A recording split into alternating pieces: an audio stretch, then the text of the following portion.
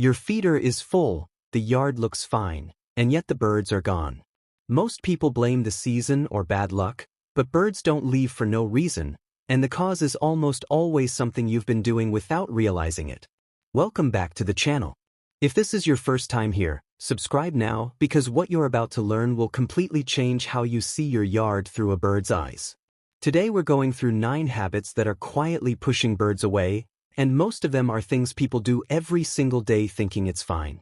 Stay until the end, because number 9 is the one that hits hardest and the one most people never think about until it's too late. Number 1. Your feeder is in the wrong spot, and it's costing birds their lives. Most people hang a feeder where they can see it from a window. That makes sense for you, but from the bird's side, every feeder visit is a risk check. Before landing, a bird looks for 2 things: escape cover and clear air. What most people don't know is that the middle distance between your feeder and your windows, anything between 3 and 30 feet, is the single most dangerous zone for birds. At that range, a bird flying off the feeder can reach full speed before hitting the glass. Researchers estimate window strikes kill up to 1 billion birds every year in the United States, most of them at home feeders. The fix is simple: move your feeder either within 3 feet of the glass, so birds can't build up speed, or beyond 30 feet, so they have time to see the house and go around it.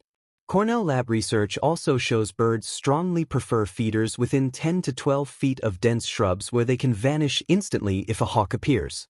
The middle of an open lawn, with a window behind it and no cover for 20 feet, is not a feeding spot. It's a trap. Number 2.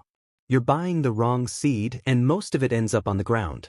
Walk into any grocery store and the birdseed bags look generous, colorful, full of variety.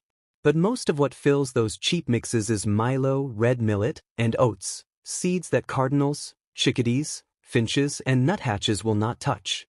They toss it to the ground and stop coming back. Cornell Lab's Project Feeder Watch, which has tracked feeder preferences across millions of data points over decades, consistently shows that black oil sunflower seed is the most accepted seed among North American backyard birds. Chickadees live on it. Cardinals love it. Even woodpeckers will show up for it. Safflower seed is the second best move, especially if you want more cardinals and fewer house sparrows, which tend to avoid it entirely. One bag swap can change what shows up in your yard within days. Number 3. Your feeder is dirty, and it's making birds sick. This one is hard to hear. A dirty feeder doesn't just look bad, it kills birds. Wet seed sitting in the bottom of a feeder for more than 2 or 3 days begins to grow mold, including aspergillus, a fungus that causes a fatal lung disease in birds called aspergillosis. There is no recovery from it. On top of that, feeders coated in old droppings spread salmonella and trichomoniasis through every bird that visits. Cornell Lab recommends cleaning your feeder at minimum every 2 weeks in dry weather and every 3 to 5 days when it's warm or humid. You don't need special products. 9 parts water, 1 part white vinegar. Scrub thoroughly, rinse completely, let it dry before refilling. If you see birds at your feeder sitting fluffed up, moving slowly, or with cloudy eyes, those birds are sick, and your feeder is the source. Clean it. It's not optional. Number 4. You have a cat, or your neighbor does, and the birds already know. Even if you never see a kill happen, a cat patrolling your yard can destroy it as a bird habitat. The American Bird Conservancy estimates cats kill 2.5 billion birds per year in the United States and Canada. But here's the part most people don't realize. Birds don't need to witness an attack to stop coming. They communicate danger through alarm calls and behavior, and researchers call this landscape of fear. If a cat regularly walks through your yard, birds mark that space as a threat zone, even on the days the cat stays inside. Your yard smells wrong. The patterns feel wrong. They find somewhere else. A motion-activated sprinkler near the feeder is one of the most effective humane deterrents available. It doesn't hurt the cat, but it teaches it to patrol somewhere else. If you have an indoor-outdoor cat, keeping it inside during early morning and late afternoon, when birds feed most actively, makes a real difference. Number 5. You have no water source, or the one you have is slowly hurting them. Here's something that surprises most people. In multiple habitat studies, fresh water consistently pulls in more bird species than seed alone. Birds need water not just to drink but to bathe, and a bird that can't bathe regularly loses the quality of its feathers, which affects how well it can fly, stay warm, and survive cold nights. The problem most people run into is either having no water at all, or having a bird bath that sits still and gets ignored. Still water turns bad within 48 to 72 hours. It grows bacteria, breeds mosquitoes, and becomes worse than nothing.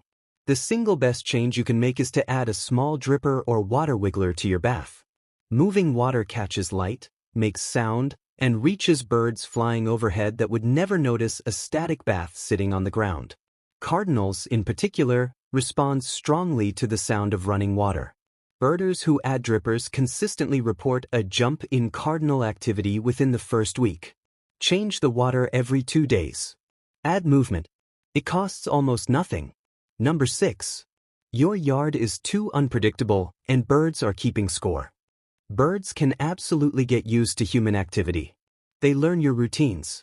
They know when you come out for coffee in the morning, when the kids leave for school, when the neighbor mows the lawn on Saturday.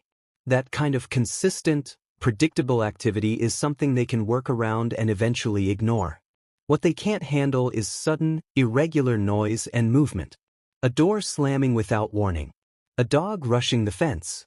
Loud music that starts and stops. A wind chime hanging directly beside the feeder. Research on bird behavior in human environments shows that unpredictable disturbance is processed as threat, even by birds that have been visiting your yard for months. You don't have to turn your yard into a silent space. You just need to be consistent. Go out at the same time. Move quietly near the feeder. Give birds a solid 30 minutes of calm in the early morning, when their need to eat is most urgent. A yard with a rhythm becomes a yard birds trust. A yard that keeps surprising them becomes one they stop visiting. Number 7. You keep your yard too clean, and you've turned it into a food desert.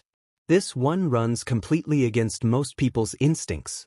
A tidy yard, trimmed edges, raked leaves, no dead branches, feels like a well-kept home.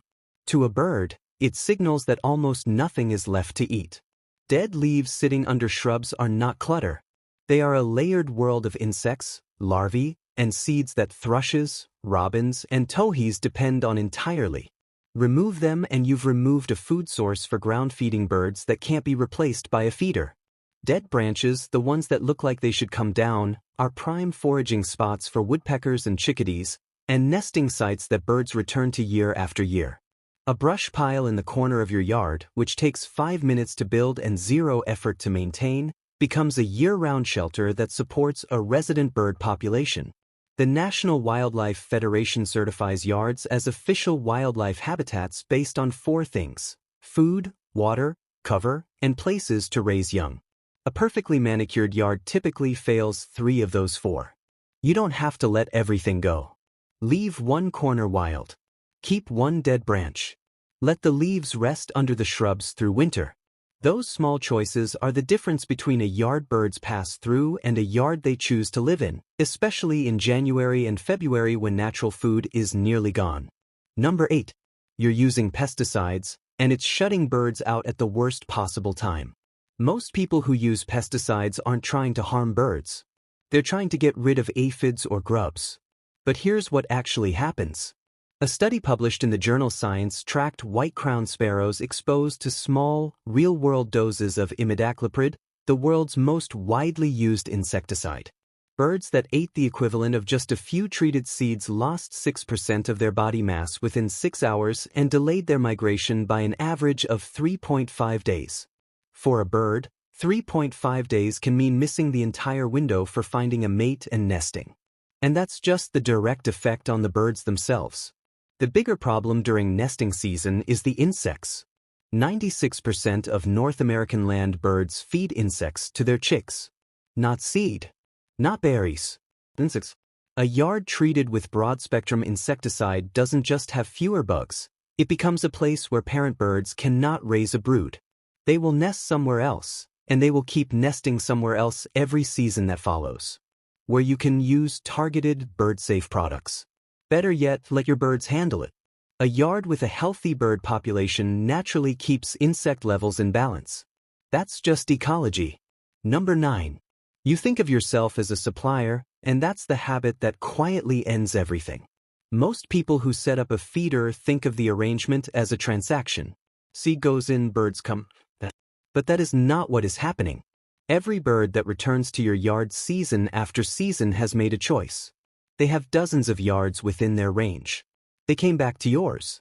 Research from Columbia University's Zuckerman Institute found that chickadees use a unique brain pattern, almost like a barcode, each time they store and retrieve food from a specific location. Their memory is not vague. It is precise, specific, and deeply tied to their survival. Cardinals build risk tolerance the same way, visit by visit, slowly deciding that your yard and your presence are safe.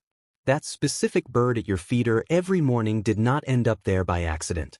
It decided you were trustworthy. And if you let the feeder run empty for 2 weeks, if the water goes stagnant, if the yard gets loud and unpredictable, that trust doesn't break all at once. It fades, visit by visit, until the feeder is full and nobody comes, and you can't figure out why. The birds that show up in your yard are not random. They are the ones who looked at everything available to them and chose you. That is worth protecting. If any of these hit home, and I know at least one did, tell me in the comments which one surprised you most. And if you have a bird that's been coming back to your yard long enough that you'd recognize it, share that too. Those moments matter more than most people realize. I'll see you in the next one.